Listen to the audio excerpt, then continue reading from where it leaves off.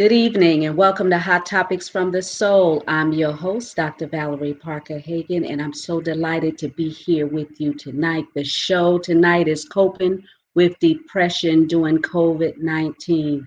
Depression affects millions of people every day.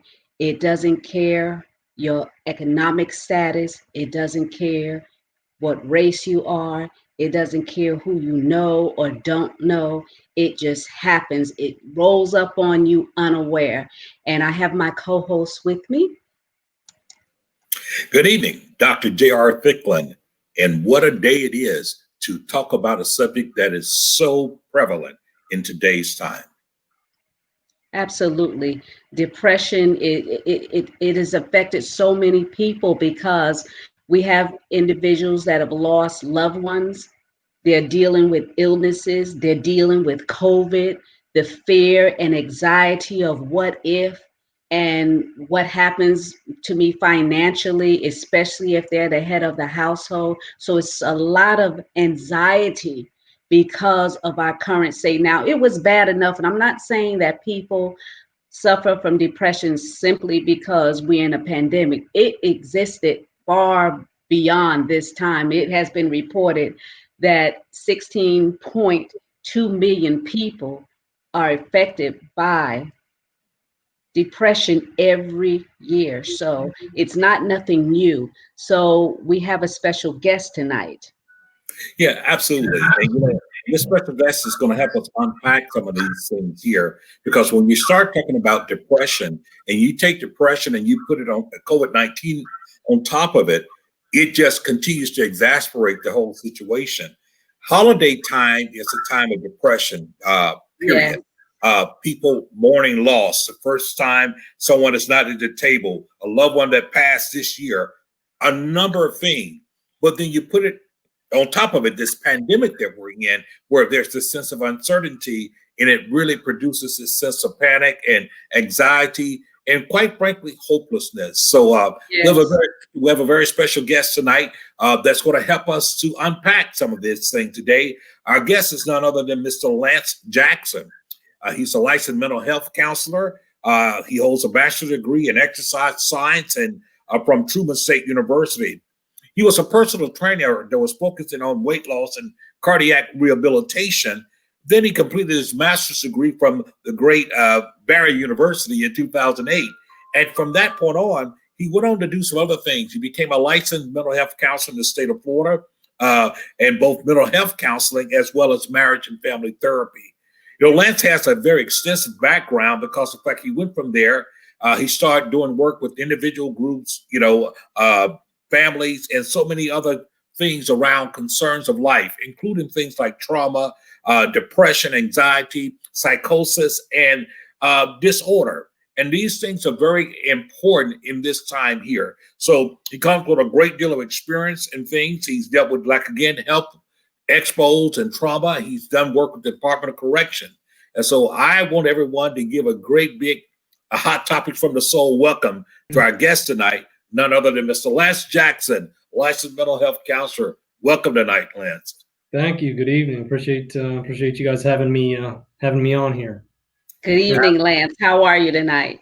Very good. Feeling great. Feeling very good today.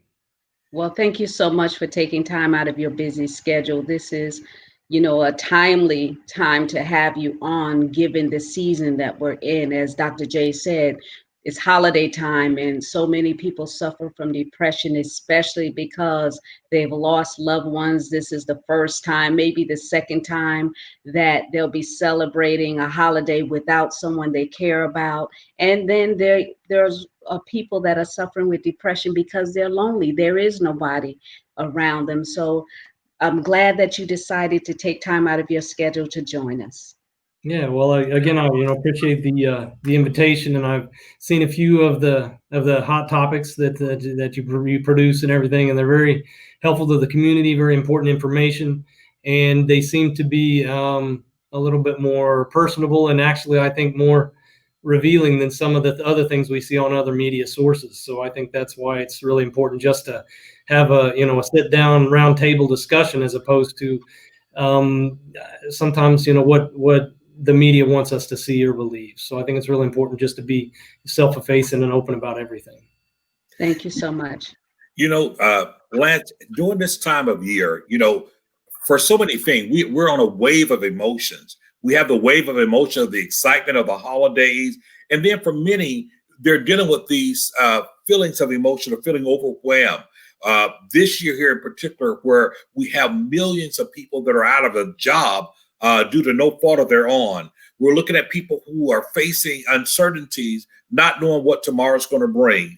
Even with the hope of now the vaccine that is on the horizon, people are still dealing with hopelessness. And so in dealing with depression and dealing with COVID-19 and depression, all this at one time can be very complicated and compound and very conflicting.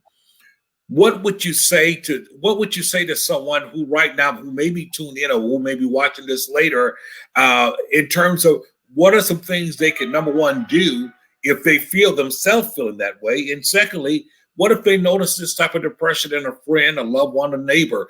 What are some things that they possibly could do? Yeah, well, you bring up several big things, and what we initially start with as far as treatment and things like that is like trigger awareness. And so some of those things you mentioned, anniversaries, loss of a loved one, particularly. In fact, I was just working with a client yesterday, and their loved one had passed away on Thanksgiving Day, and so that kind of that just erupts any type of of thankfulness during that time for that individual.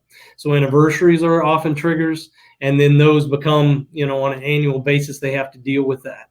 So there's that, and then as well what you mentioned, and particularly now, a lot of the people that I know, as we know, Southern Miami or South Florida, we are basically touristically based economy, and so now the hotels, very few of them are working. Obviously, the cruise industry is down, and the entertainment industry, everything's suppressed. So therefore, it's they don't work, and some families that both individuals work in that area, and so then they're out of jobs. And so one, that's the economic impact, but then another thing that's challenging is the fact then they're both at home at the same time, and then they coexist, which is nice initially. It's kind of like a honeymoon, but eventually they're like, I gotta have my time or something, so they have to divide that.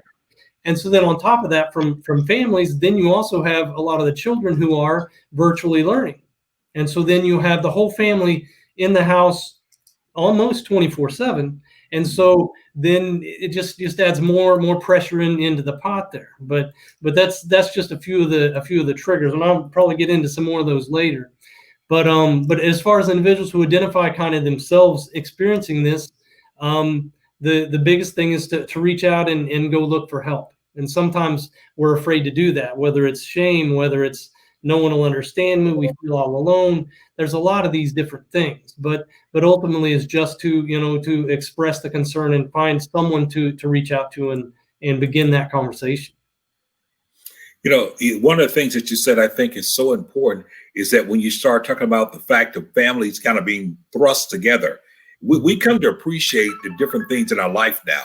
That the fact that the kids going to school, each spouse going to work, it gives us that time away from each other. I like to say time to miss each other, time to put energy into other things. And that becomes very complicated when you're basically forced home together. And it's not that you discover how less you like each other. You just discover really how valuable it is to have your own space. And when you don't have your own space, I think it's almost like claustrophobia. You find some people that get in an elevator or whatever, and they feel like the room is closing in on them. And for many, it's that way during this time here. And so, where do they look for help? Oftentimes these individuals have looked to each other for help, and now perhaps they are the cause of each other's issue to a certain degree. So where do they find help now? All right, and that's something that my employer, the Center for Family and Child Enrichment, as well as Live Healthy Miami Gardens down here in Miami, both of us are working together to to elevate awareness of the fact that, again, sometimes when we go through issues, we think, and this is some value that group therapy brings in, But a lot of times we feel like, oh, it's only me. No one's going to understand. I don't want to trouble someone else with my problems. So then there's the guilt factor where if we talk to them about our problems, we feel, if we are the individuals, we feel like, oh, we're giving them more trouble than they've already got their own. But ultimately what we need to realize, and as we were saying, across generations, whether it's the senior citizens, the parents, the children, COVID-19 has impacted, as Dr. Valerie, you mentioned, it doesn't discriminate, just like depression. It's impacted everyone. And so sometimes we feel like, oh, no one will understand, but ultimately our community, our nation, and our world is all going through this at the same time, and we're dealing with it in different ways. But what we're trying to do is just promote the awareness and know that, you're not in this alone. We're all working on this together, and hopefully that'll bring in, some families and some people together. But community organizations can really promote that awareness. And then also what we also do is, put out information where they can access services, whether it's from us or other providers in the community. And so we'll go over some of that as well, how people can access those services. You talk about awareness. Describe what depression looks like, because a lot of people are depressed and don't realize that they are. That's true. And it's surprisingly, it can be evasive. And for some individuals, it sneaks up on them because they're like, oh, my mother had this, or, my uncle was dealing with this. And, but then sometimes how it sneaks up on us is when we're busy with other people's lives. We're making sure everybody else is okay. And then particularly if one person passes on, that, if we were a caregiver or something like that, we're giving them all of our time, then now we have to invest in ourselves. And surprisingly, some people would think that's a breath of fresh air. But if all the time we're all about everybody else, then we have to look in the mirror and look at us. That's when I call it a growth period. That's when we really get to know us again. And, they call it growing, which sounds positive, but there's such a thing as growing pain. So it's a painful process when you learn about that. But yeah, so there's a lot of those examples, and some of the signals. And of course, I do a lot of intakes, and we do assessments to identify, some of the symptoms. But a lot of times it's a sleep disturbance. Maybe they have trouble getting to sleep, and they'll be up until 3 and 4 in the morning. They finally get to sleep, and maybe they get 2 or 3 hours of sleep when either it's time for them to go to work, or they have to get the kids up, and so then fatigue sets in. And so it kind of like one day rolls in the next, and before you know it, you've got maybe 24 hours of sleep for 7 days, which is very little. I mean, that's like 3 or 4 hours a day. So there's sleep disturbances. Another factor is appetite disturbance. Typically, that's a decrease in appetite, but not always. Sometimes it's an increase. Yes, sometimes people eat.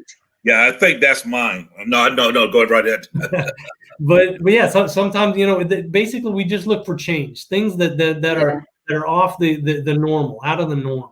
And so another thing is irritability. Sometimes we lash out at other people, and later on we're looking at them and we say, I had no reason to be that upset or to lash out at them, but sometimes it's just unnatural. So when there's changes in relationships, particularly when relationships ends, whether it's a divorce or a death of a loved one, any type of transition can, and what that's called is an adjustment disorder, because we have to adjust to our new circumstances.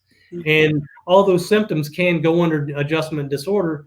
But depression, they become prolonged, which is over 6 months, or over a long period of time. When we've had a period of time to adjust them, we're still just not quite back to the way we were.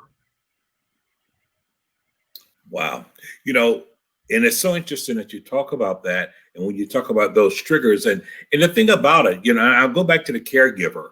And I went through the part of being a caregiver for both of my parents until they passed, and I could identify it left a tremendous void there. And so all of a sudden, I'm trying to adjust. How do I feel that void? Although I've always been a very busy person in the first place, but somehow or another that had become part of my routine, had become part of my day, it had become part of things. And I must admit, it took me a little time to readjust, if you would, and and really find something to do with myself other than moping or dwelling on what is no longer in existence. Yeah, and that's a challenge because it's kind of a cliche, but everybody grieves in their own way. Right. Yes. Different methods. That means different time. It may take longer than others, and other people, they're just, they get up, they get out, and they move on. And so then sometimes they'll be judged by other people saying that, they didn't even care about that person. How can they not be grieving? And so it's tough for us not to say, well, this is how I do it. Why do they do it different than me? And so that's where it's really challenging. And it's an individual process. And back to what you were mentioning before, the value of, when we're all close together, it's really hard not to underestimate the value of individuality, because we are all our own people, own person. But what you were mentioning there, sometimes but grieving is natural, and we need to give that time so we can, because sometimes when individuals will move on quickly, they don't grant themselves that process to grieve, to accept the loss and to say goodbye. And so then that can sometimes lead them into depression later on down the road, or needing services after the fact, because they said, I'm a big boy, I'm not going to cry, or what, because there's a lot of judgment that comes in with gender as well. But either way, we have to get through that, and we have to identify the way to do that. And sometimes we need an outsider, and that's kind of where my role or a therapist's role comes in. A lot of times, ironically, we are more willing to share with a stranger, someone who doesn't know us, someone who's not going to know us when we walk out the door, than as opposed to a family member. We're not going to share as much sometimes, because what if that family member tells another family member? What if it gets around or whatever? And so that's why an objective individual who's not part of your system can come in for a brief period of time, help out, and then can step out. And that, it's just that little boost that sometimes people need during that period. What are some of the ways that a person can become unstuck in a situation like this? Because, like I said, with people losing loved ones and not having that closure of saying goodbye, how do you shift from that? Yeah. And there's a variety of interventions that can be employed, but sometimes it's something, and a lot of times it's homework, because a lot of people don't realize. But from my opinion, from my view, when I ask a question with a client, part of that is for me to get that information from them. But the bigger thing is for them to think about it and be able to answer it for themselves. And most of the growth that happens, it doesn't happen during the session. It happens during the week, while they're thinking about, what was discussed and, what we talked about. And it's a point of reflection. And so that's why, the questions that are prompted in sessions, it's more along the lines to get them thinking in the right direction. It's valuable that I know their insight and I get a feel of that. But most of the benefit is when they can answer the question and they develop they call it self-awareness or self-understanding. When they can understand why they're having trouble saying goodbye, and whether it was a tragedy. And suppose the person was completely healthy and they were taken by a traffic accident, when there was no long illness, nothing like that. It was like here today and gone tomorrow. That's very challenging. And so then that's when they'll go through a series, and part of that is denial, like they refuse to believe. I experienced this with a family member of mine, and it took me a period of time, even though the evidence was there. It was very clear that this was reality, but in my mind was just taking a while to catch up. And we have to give ourselves that time to catch up.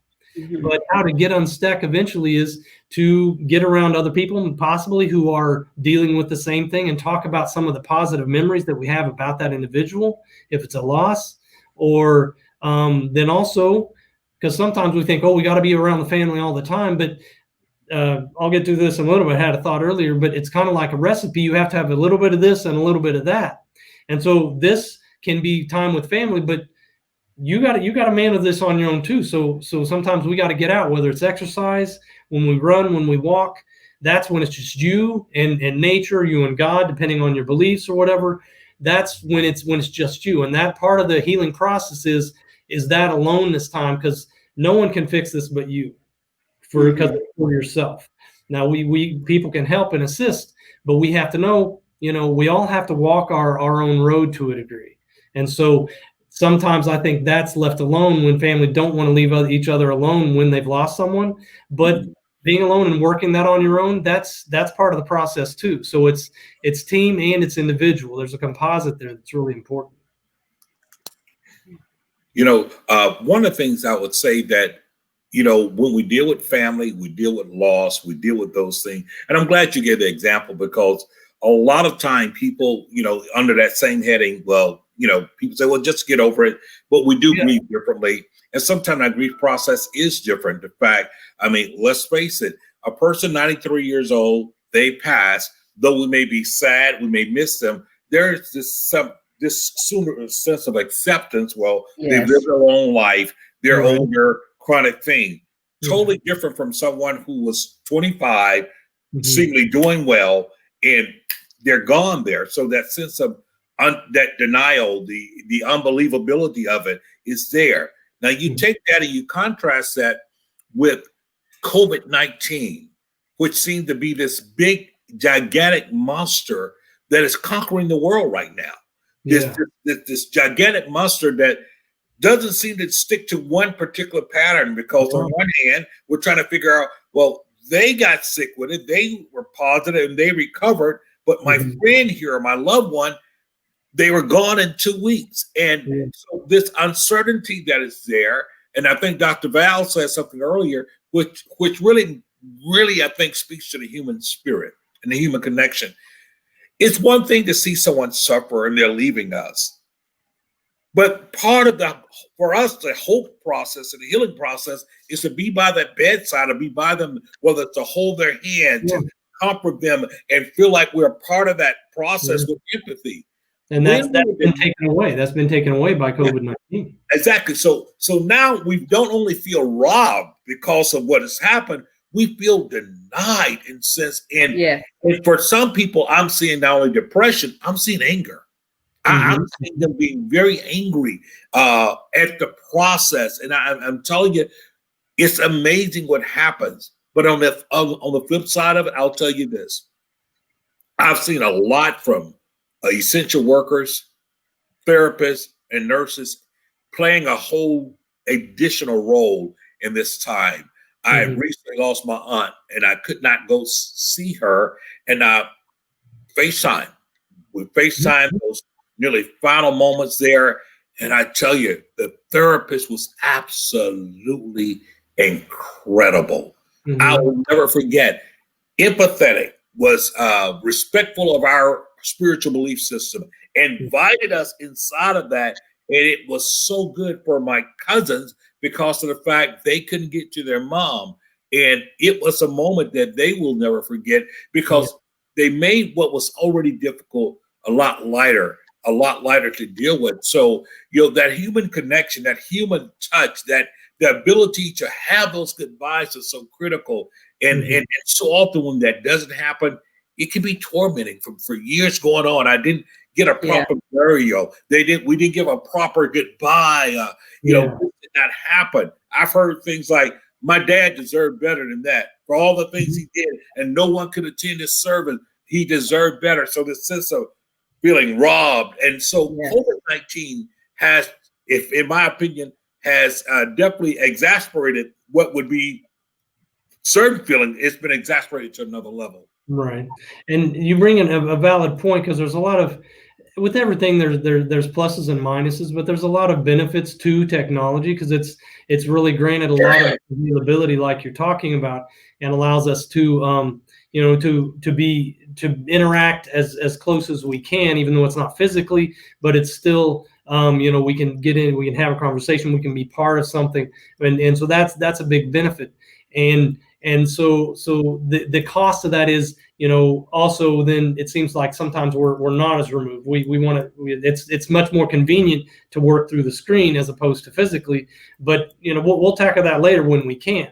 But no, so there's a lot of benefits to that, and something that Dr. Valley, you had mentioned, are we able to go back and say goodbye when we couldn't say goodbye before? And sometimes in sessions and things like that, there's things we can do, which is, it can be journaling, but it can even be writing a letter to the individual that you never got to say goodbye to, and writing it and reading it. And like I was telling you before, when we're in a session and I'm asking a client a question, if they can be, sometimes reading something's helpful, but there's something about actually saying it as opposed to writing it, and then when you can verbalize it, you are actually having that conversation. And there's something else that's called reparenting, which also is, for example, if a child lost their parent at a very young age, and so the child kind of had to be their own parent.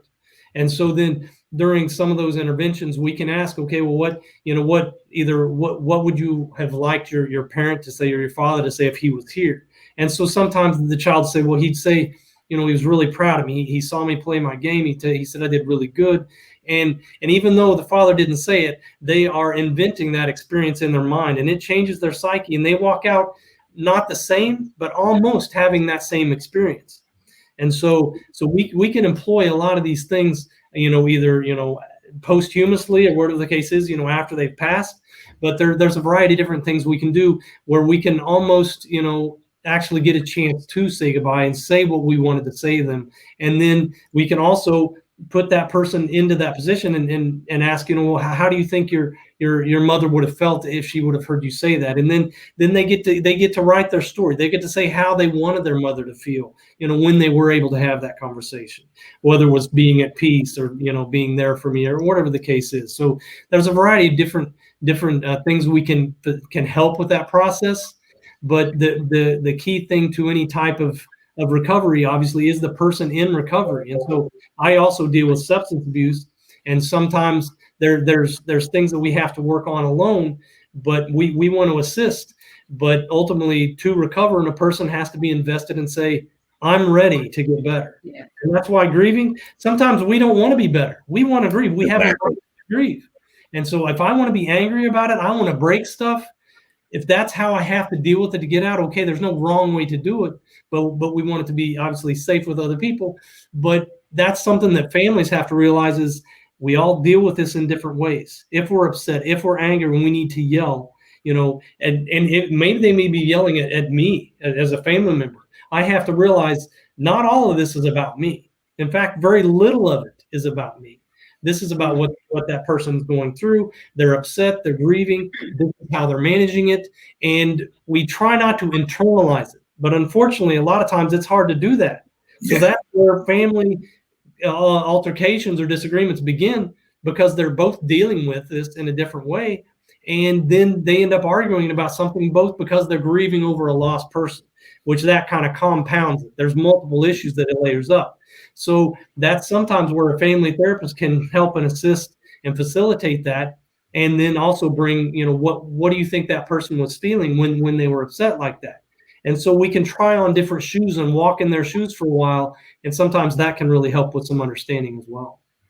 Well, one of the things I know that people wrestle with is the why. Why did this happen? Why wasn't it me? Why am I left alone? The why? So how do you get people to not focus on the why it happened and focus on themselves, so that they can learn to breathe again? Because during this process, they forget to breathe, they forget to think, they forget to dream. So how do they breathe again? Yeah, and that's what's really challenging, because when this does happen in a way, and like I was telling you before about my issue, the world did kind of stop. Everything just stopped. I wasn't thinking about school. I wasn't thinking about work. It was just like suddenly the world stopped turning.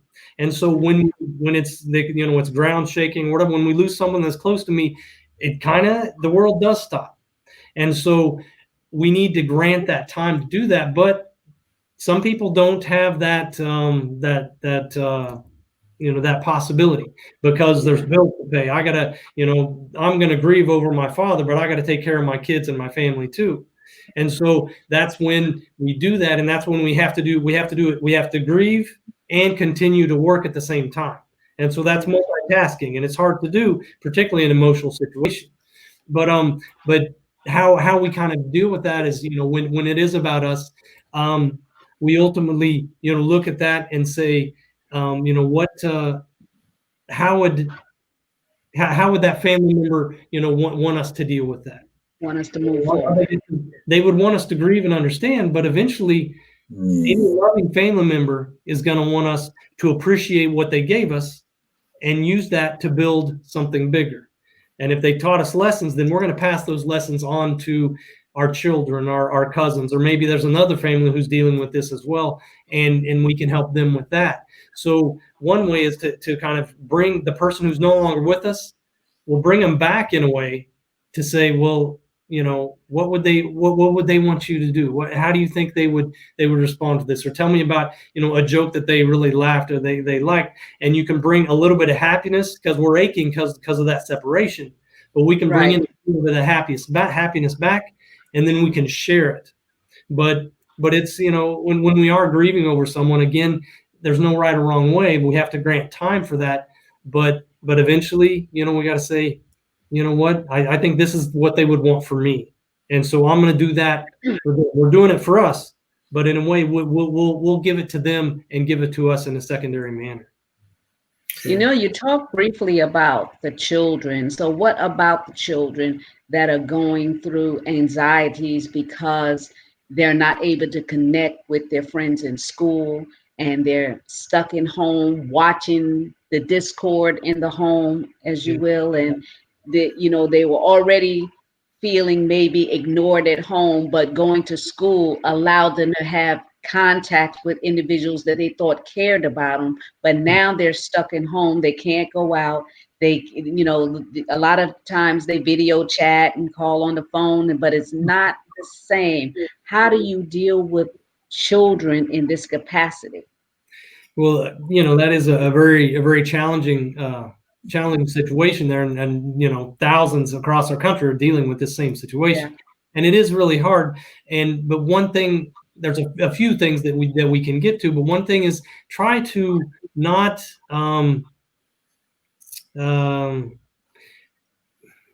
not completely leave alone a lot of the things they used to do, because children are very active typically, so we don't want to take that away. And so if we can, we want to get them outdoors. And if we can't get outdoors, because for a period of time when it initially set in, people were living in condos, and they had this area, and that was all they had.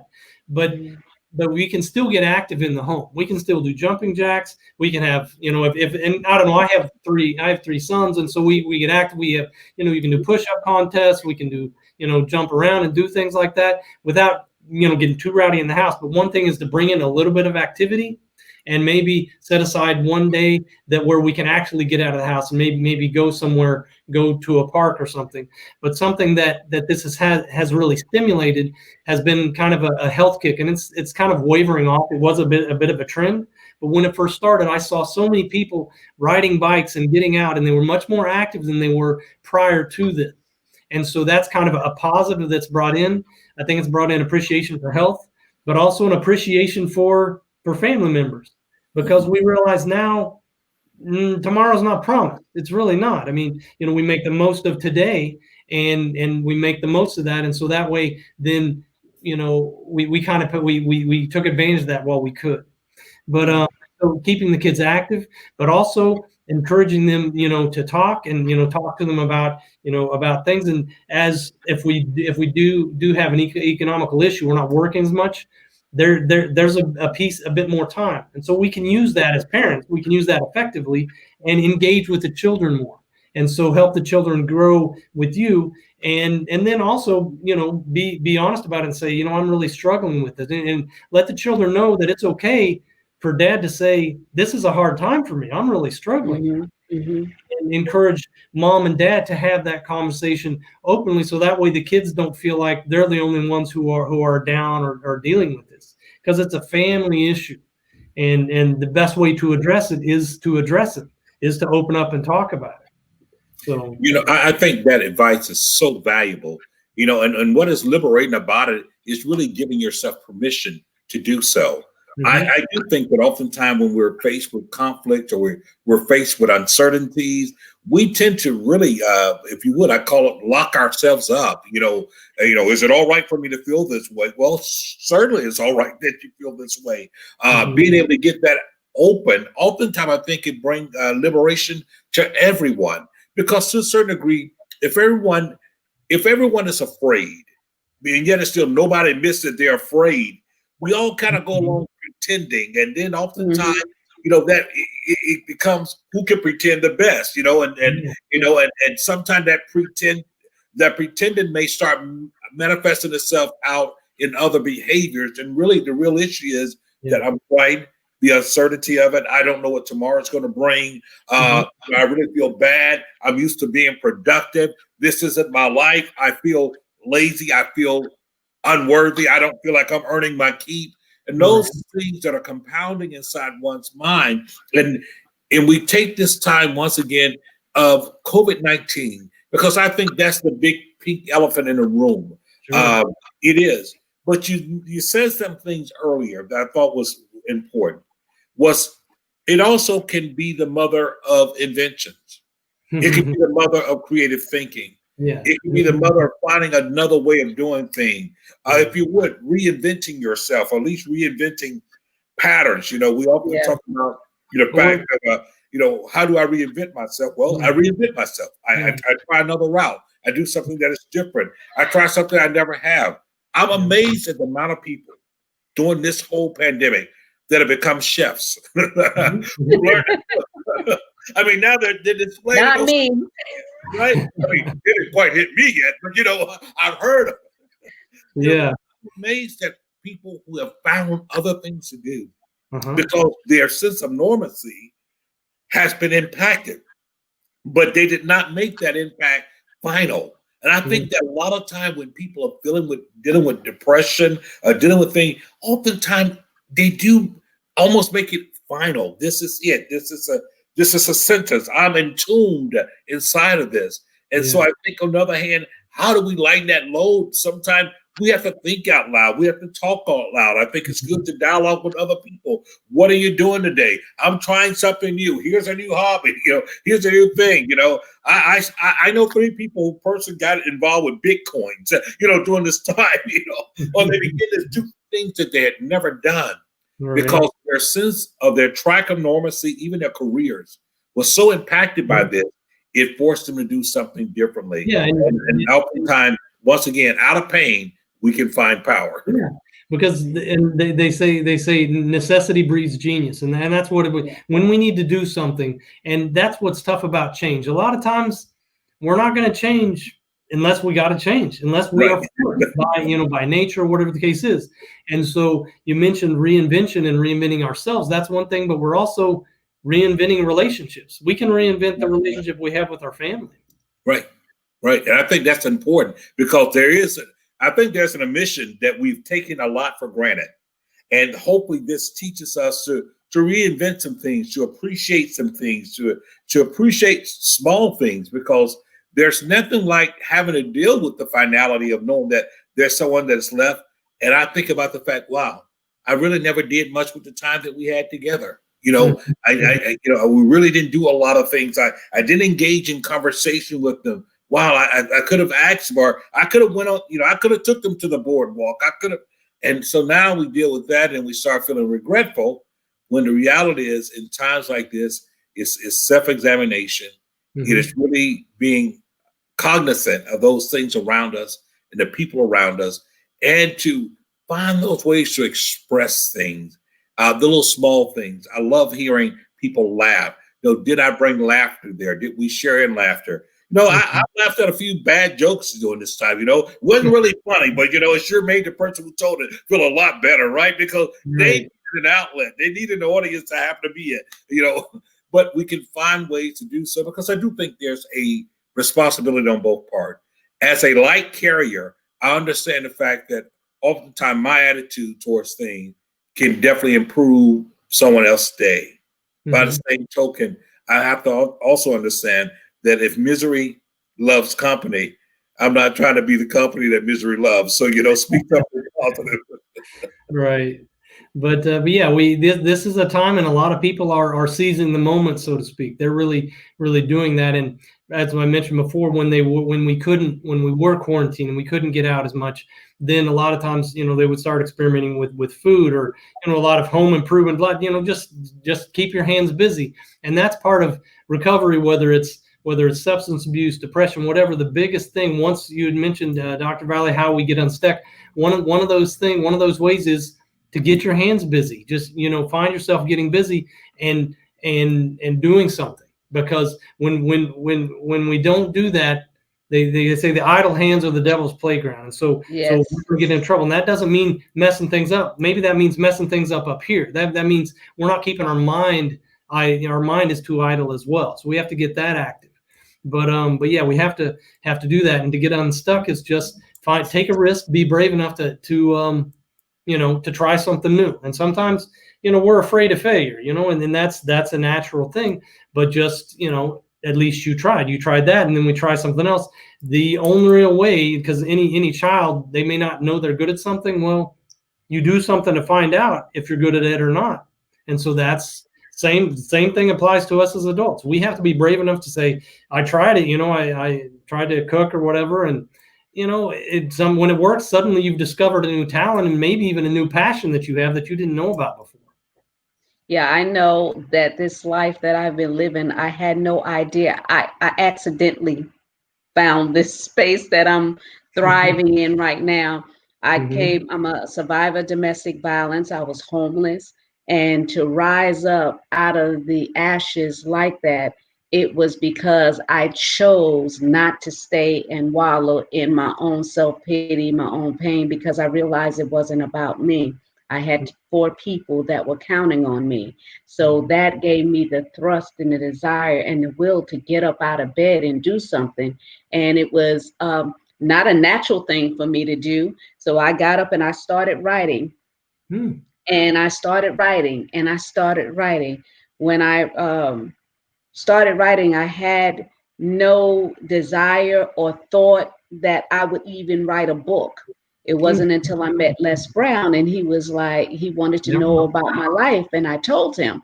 And then he was like, you need to put it in the book. And I was like, nobody want to know about domestic violence. And he was like, sure, because they're going to want to know how you emerge out of that situation to take care of your family. And I began to think about it, and all those pages and pages of stuff I wrote, I condensed it into a book that's like 100 pages. But when you read it, people have told me that they go straight through it. And I've sold over 10,000 copies of my first book because I fell into being an author.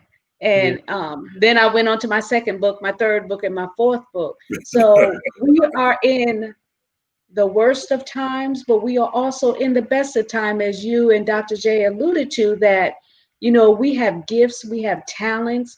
And if we would just stop focusing on what we don't have and think about what we do have, then we'll be able to emerge out of the ashes as a phoenix, because the world is waiting on you, the manifestation of you. Sometimes situations happen to thrust us out, just like, those baby birds when the eagle wants them to leave the nest, they just toss them over and then they begin to flap their wings. Les Brown always say, leap and grow wings on the way down. That's what we have to do sometimes. Sometimes we don't even know how it's going to be done. We just know that we have to get it done.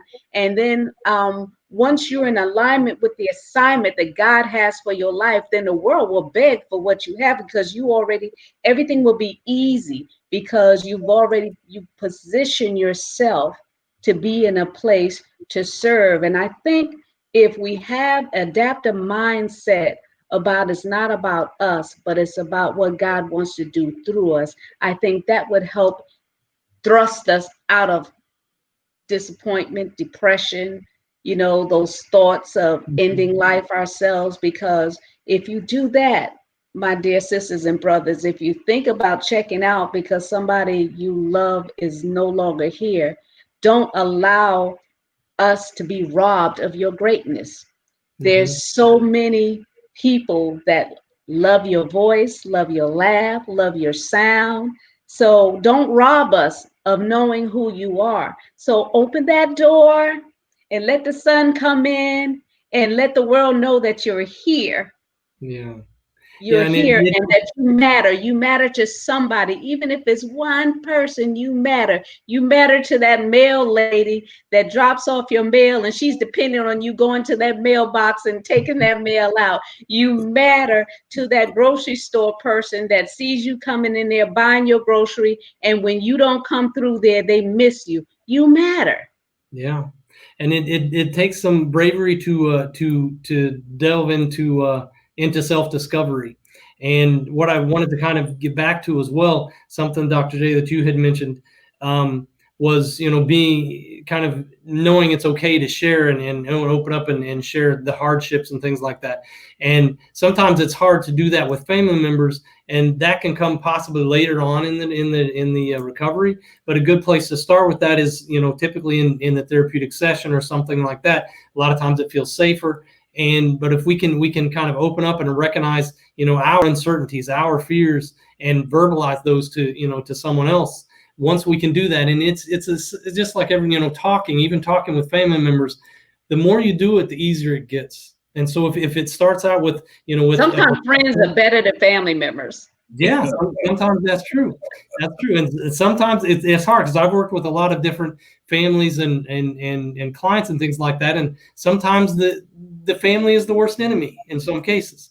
And sometimes it's hard for that individual to acknowledge that. But in recovery, particularly with substance abuse, we may have friends that are with us and they stood by us. But if they are facilitating our demise, then they are not our friend. They are our enemy. And so we have to draw that boundary. We can still be cordial and nice, but we can say, I can't handle it. It's not good for me to be with you. And often, if it's not good for you to be with them, then it's not good for them to be with you either. So if they can go their separate ways, sometimes they can both grow, and then they come together later on when they're in sobriety, when they're doing better. But what I wanted to kind of get back to, as far as the services, you had mentioned a serious issue that, again, happened long before COVID-19, but there are a lot of issues with suicide and people wanting to hurt themselves and take their own lives. And when those thoughts come, a lot of times, particularly with family members, it's like, just don't talk about it and it'll go away. We can ignore it. It will be in the corner. If you don't say anything, they won't think about it. But the irony and the hard part is, the more you talk about it, the weaker it becomes. The weaker you weaken that, that enemy, because you're acknowledging it. It's out there. It's not hiding anymore. And it's just like, the enemy may, be stuck in a dark corner. You turn on the lights to let the light in, and at least you can see your enemy. Know your enemy if you're going to defeat your enemy. And so when we start to have those thoughts, we need to reach out, and that may be to a family member. And there are hotlines, there's, anonymous lines and things like that. And that's something that we encourage people to reach out to us as well, is just, to reach us. And if we're having those thoughts and those things, it's okay. And a lot of people will feel ashamed about it, but the more they talk about it, this is statistically proven, the more they talk about it, the less they're going to act on it. And ask for help. They need to ask for help, not because they're weak, but so you can stay strong. Yeah. Ask for help. What are those helplines, or what are those resources, Lance, that we can post that individuals can get the help they need? Well, one helpline is they call it's 211, and that basically it's a suicide helpline, and they can call in, and sometimes it's not even for suicide. Maybe it's just depression and support. Yeah, just for help. Yeah. Yeah. But they can reach out to that, and there's other a few other ones, but that's the main one. A lot of times that's like the hub, and then they'll route from that. They'll dispatch you. Yes. Yeah. And then it's simple enough. Instead of 911, it's 211. Yeah, exactly. And that's nationally. Yeah, that's a national line, but when you don't reach a national person, you reach someone here, but it's a nation. I believe that's the same number. But reaching out, and then, as you'd mentioned before, what if we're dealing with it, we're struggling, but we know we're okay, but we recognize family members who are really struggling. Yeah. And another trigger is isolation. They haven't been out of the house, and part of it is they haven't been shopping because a few months ago we weren't allowed to to really go out and go shopping, and we had to bring things in. But isolation is another thing, and when we see that, we need to kind of reach out, and sometimes the family will want to do like a big intervention, which we'll get 4 or 5 people and we'll go over and visit them all at once. It's good in the heart, but it's overwhelming to the person. Yes, and so if we and we can stagger that. And they often do this, in church congregations and things, where they stagger visits, where you'll go over on this day, you'll just give them a call on this day and mix it up. But that way they're not overwhelmed, and then they feel like, oh, they just feel sorry for me. They don't love me. They just feel they're doing it because they have pity for me or whatever, to make themselves feel better. They're trying to make me feel better. But that's what we want to do, is develop a team, and again, discuss it among the family, among friends, and then when you think of somebody, just give them a call. That it doesn't have to be, don't hesitate and say, oh, they don't want to hear from me, or maybe the wrong time. If it's the wrong time, you call them and you say, you know what, I just wanted to let you know I'm thinking about you. If it's a good time to talk, we can talk now. If not, give me a call back. But that little 5 second, they may say, oh, I'm okay. And it's easy for them to say I'm okay because it resolves it quickly. But when they hang up that phone, they're thinking about that, they're feeling better, and they're realizing maybe if this makes me feel good, this is another healing factor, is when we can start to help other people. Maybe if this made me feel good, I know that my friend Margaret hasn't been out in a while, I'll give her a call. And so then it can actually create a chain reaction where people who are hurting, they begin to help another person.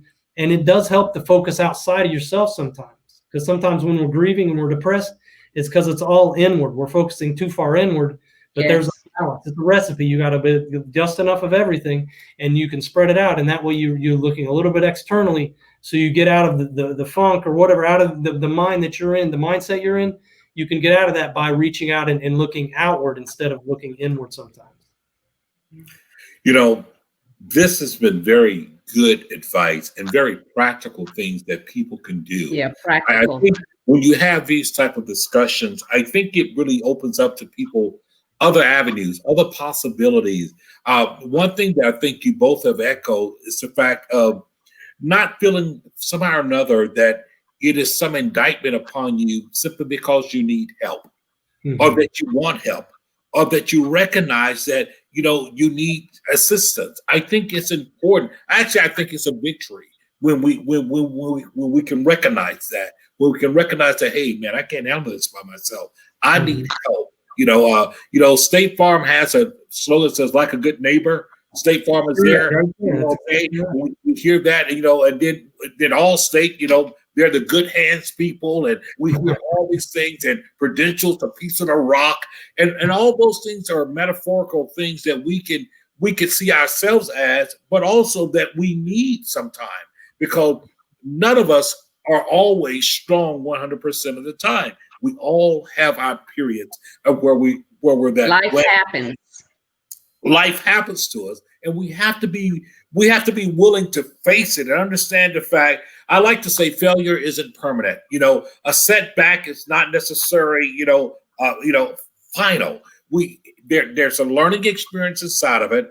It's oftentimes an opportunity for me to reach out to resources outside of myself, and then to those that maybe listen that may sometimes find themselves so busy that they don't recognize people around them.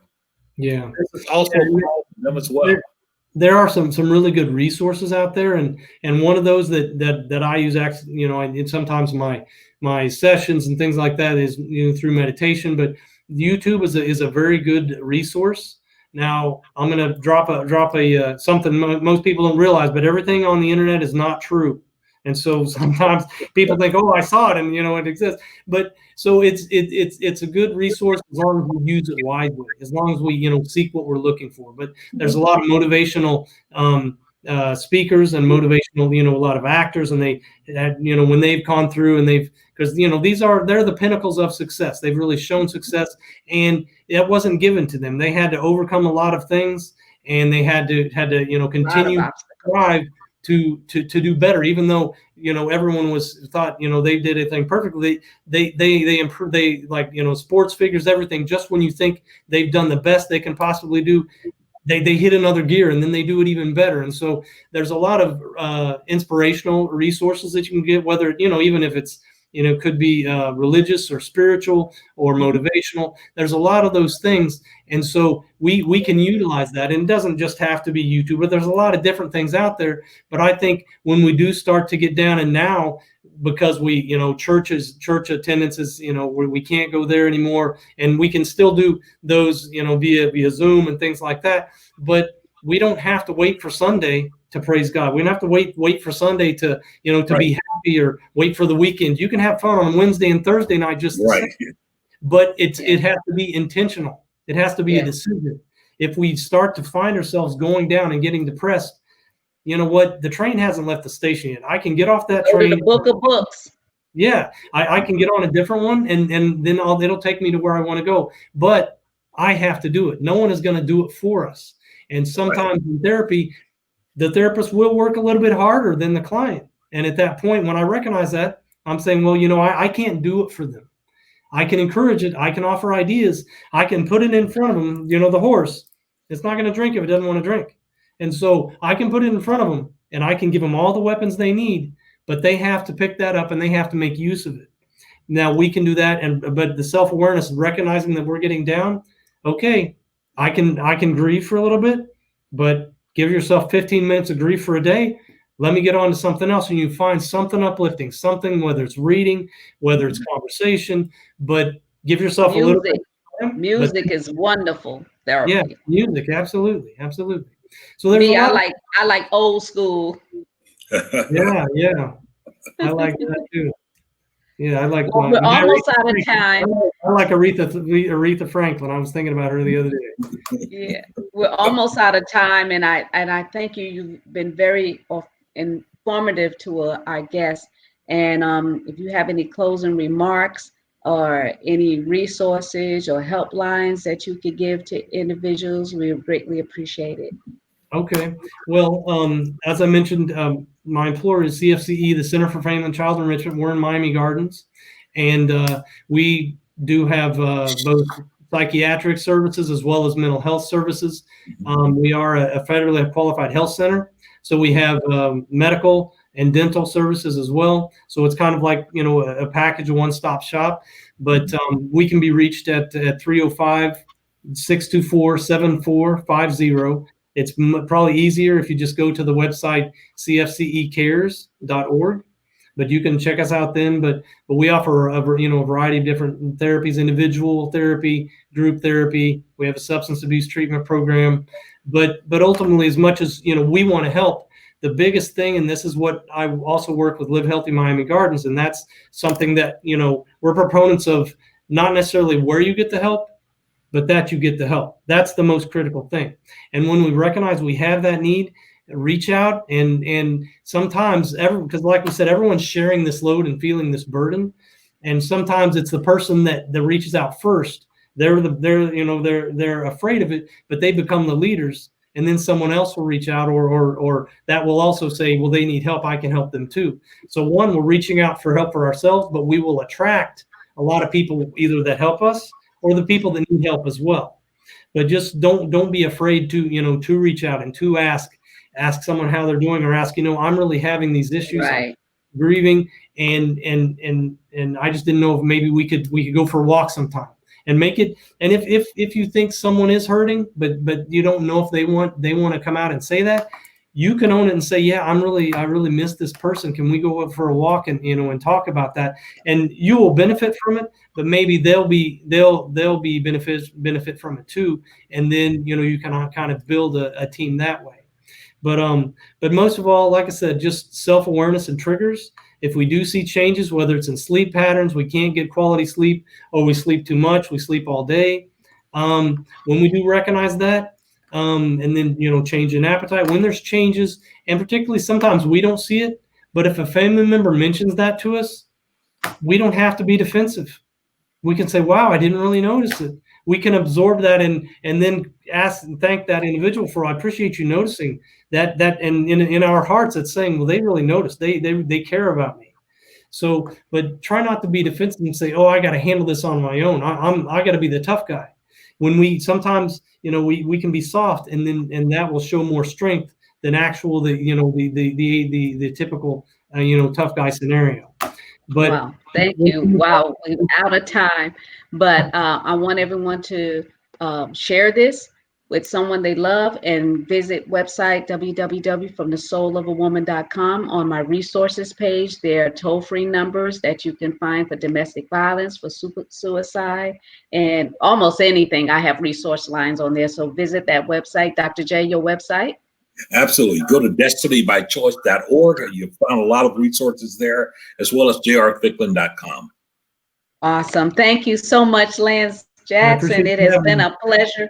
Thank you for the you so information, and very much. thank you because I know you've transformed some lives tonight.